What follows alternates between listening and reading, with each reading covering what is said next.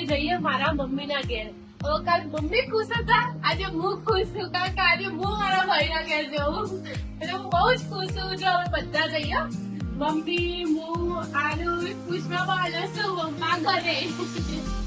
અમે બધા મારા મમ્મીના ઘરે જઈએ. હું પણ મારા વેવાઈના ઘરે જઉં છું આજે.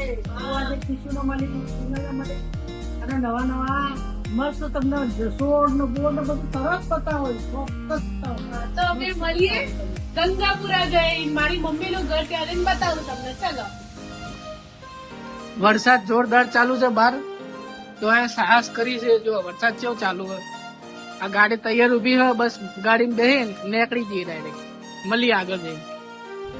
તો દોસ્તો અમે જો નીકળી ગયા છીએ ઘરેથી મારા મમ્મી ઘેર જવા. જો ખાલી બહારનું વાતાવરણ જો તમે, એકદમ કશું જ દેખાતું નહીં. એટલો વરસાદ આવે ને તો વાઇપર બી ફૂલ કરવા પડે ત્યારે પાણી ટર્નઓવર થાય. જો ખાલી આગળ તમે જો, ખાલી આ બહારનો વ્યૂ જોવો ખાલી. એ ગાડી પહોંચી સારી ખાલી. તો મળીએ મારા મમ્મીના ઘેર જઈને. તો મિત્રો અમે મમ્મીના ઘેર આવી ગયા. જો આ મમ્મીનું ગેટ. અમે ગંગાપુરામાં એન્ટ્રી લઈ લીધી.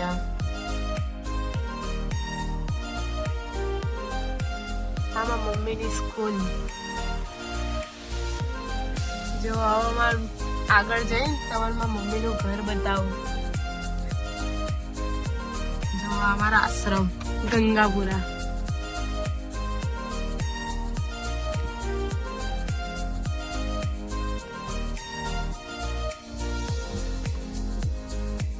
મમ્મીનું ઘર.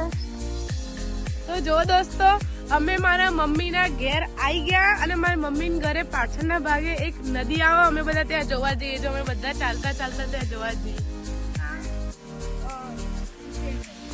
ત્યાં રૂપેણ નદી આવે એટલે હવે ત્યાં જઈને અમે ત્યાંની રૂપેણ નદી તમને બતાવીએ. જો વરસાદ તો આવો છે, છકછક થાય પણ એટલો બધો નહીં. એટલે અમે બધા ચાલતા ચાલતા જઈએ અને મારા હસબન્ડ ગાડી લઈને આયા જો પાછળ. હવે અમે બધા જઈશું નદી જોવા. તમને નદી બતાવો. તો દોસ્તો જો અમાર મમ્મીના ત્યાં જે પાછળની નદી હતી એ નદી આ રૂપેણ નદી આવો અહીંયા. પણ હાલ એટલી બધી ભરણી નહીં ને કે અમે પેલા જયારે અહીંયા રહેતા ત્યારે તો આખું સલ ભરાતો હતો. હાલ તો ભરેલી નહીં.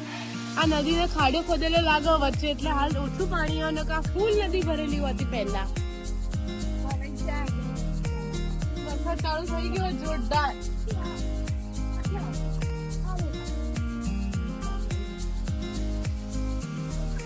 જો આ નદી છે.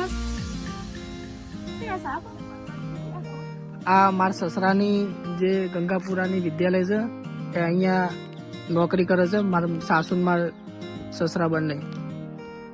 તો આ સ્કૂલ છે. આ બધા રૂપેણ નદી જોઈને આવ્યા છે હેડતા હેડતા બધા. વરસાદ ચાલુ છે ને એક બાજુ પલાળવાનું ચાલુ છે. પણ વાતાવરણ ચેવું જો ઓછી વાતો કરે.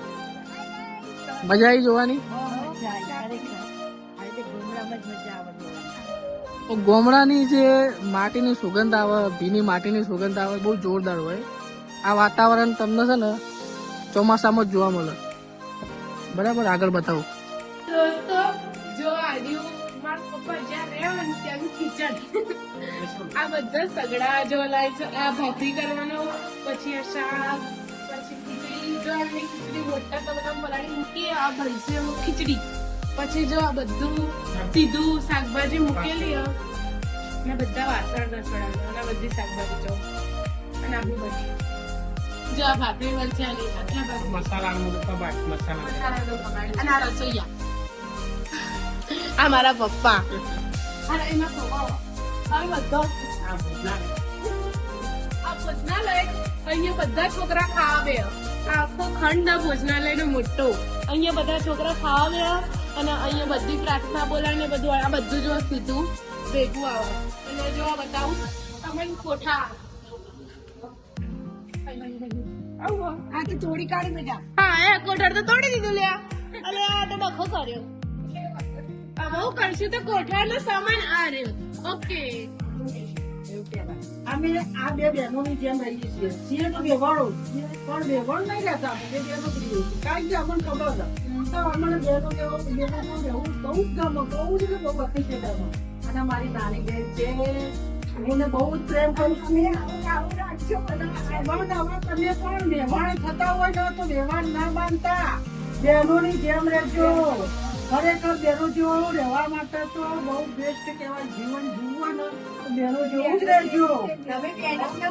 તો દોસ્તો અમે મમ્મી ઘેરથી નીકળીએ બધા. હવે અમે જઈશું ડિમાન્ડમાં. તો હવે તમારો પાર્ટ 2 માટે રાહ જોવી પડશે. હવે વિડીયો આવશે આવતા બ્લોગમાં. બાય.